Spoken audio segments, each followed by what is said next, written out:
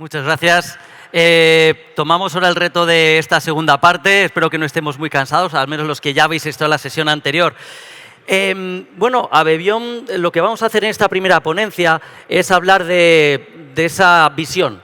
Estamos hablando de biocarburantes, de biocombustibles líquidos para transporte, de e-combustibles, combustibles sintéticos renovables, pero a partir del CO2, a partir de biomasa, ¿hay suficiente materia como para cubrir las necesidades en Europa?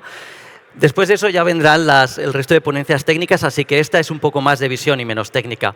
Vamos a ello.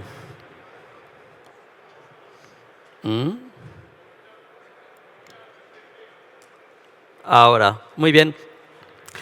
¿Qué hacemos a Bebión, Asociación Española de la Biomasa, en esta ponencia, precisamente? Bueno, formamos parte de un consorcio, de un proyecto europeo, el proyecto Poseidon, cuyo objetivo es promover el uso de metanol en el tráfico, en el transporte naviero.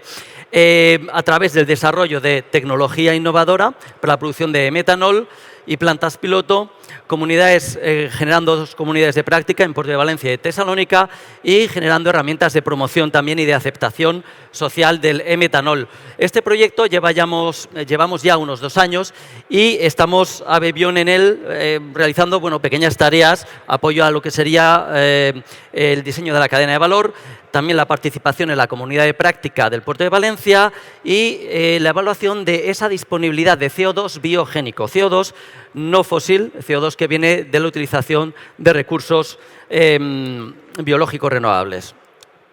La visión que queremos generar. Bien, las cifras de 2022 nos hablan de que en Europa se consumieron en energía final equivalentes a 294 millones de toneladas equivalentes de petróleo, un 31% de la energía final.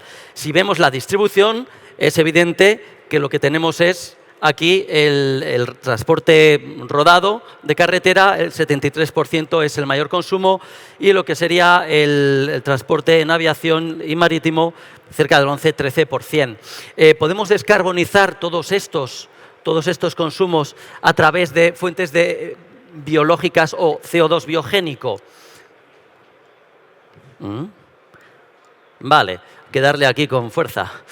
Bien, pues vamos a empezar por este lado. Fijaos, biomasa sólida. Estamos generando cerca en Europa de 500 millones de toneladas de CO2 al año, un potencial altísimo. Ahora bien, gran parte de ese CO2 se está generando en instalaciones domésticas, del sector servicio y escalar sistemas de captura a tan pequeña escala puede, al menos por el momento, no ser factible.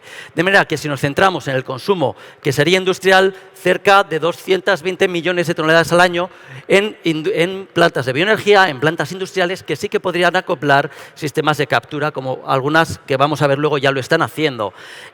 Residuos. Bien, hablamos de vertedero, gas de vertedero, pero también de incineración. Un tipo de fuente que puede mantenerse más o menos estable hacia el futuro.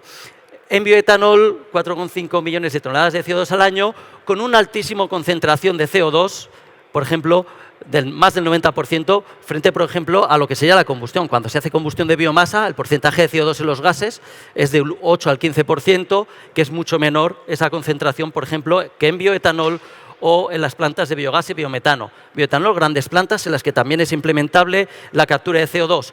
Y en biogás, biometano, pues unas 24 millones de toneladas, que además lo que sí que va a tener este nicho es una gran expansión hasta 2030, factor por 2 en Europa y por 5 hacia 2050. ¿Con esto qué tenemos? Pues que actualmente podríamos contar en Europa con unas 300 millones de toneladas de CO2 escalables, me refiero capturables, de CO2 biogénico, transformables con tecnologías actuales aproximadamente a 100 millones de toneladas de e-fuels.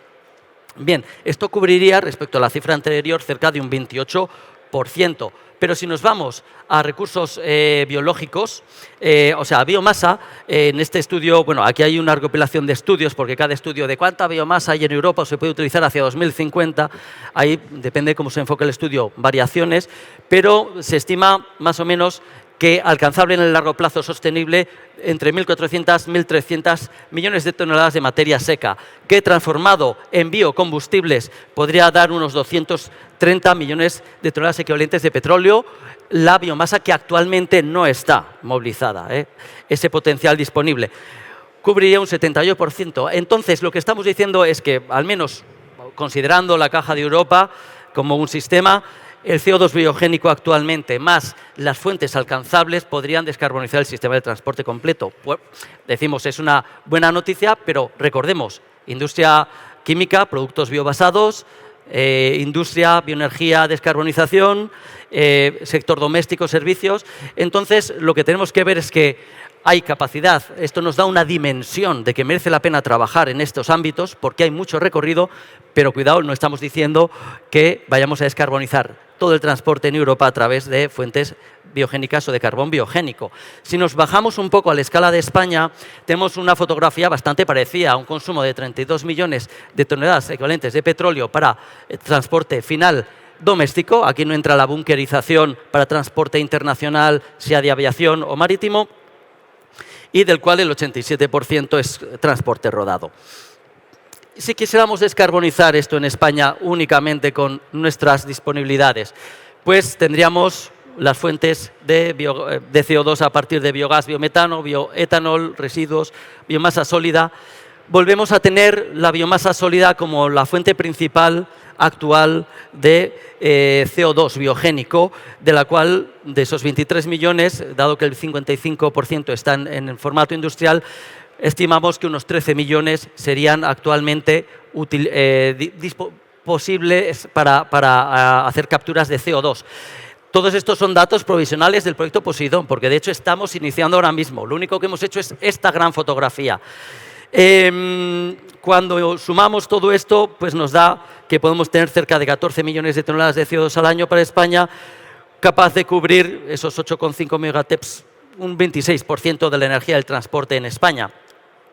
Si vamos a las fuentes de biomasa, me he centrado principalmente en las fuentes del IDAE, porque nos dan datos no únicamente en el medio plazo, sino también a largo plazo, de manera que de la cantidad disponible que marca el IDAE de 30 millones de toneladas de biomasa sólida, si descontamos las 13 millones de toneladas actualmente utilizadas, nos quedarían esas 17 millones de toneladas. Pero a largo plazo, utilizando forestación y además el uso de tierra agrícola para cultivo no alimentario, podríamos llegar a 55 millones de toneladas. Al fin y al cabo, capaz de alcanzar una cuota de 12,5 o de 36,9 ya en el largo plazo del sector. ¿Qué queremos decir con esto? No podemos pensar tampoco en España, igual que no se puede pensar en Europa, que todo el transporte se va a poder descarbonizar con CO2 o con fuentes biogénicas. Obviamente, según avance los biocarburantes avanzados, habrá más disponibilidad de CO2 biogénico, según avance las plantas de biometano igualmente, pero el mensaje que queremos lanzar es algo que ya se habló ayer aquí, precisamente en la sesión de Biorefino. No seamos esclavos del síndrome de la tecnología única. No pensemos que la bioenergía o que el CO2 biogénico nos tiene que resolver todo.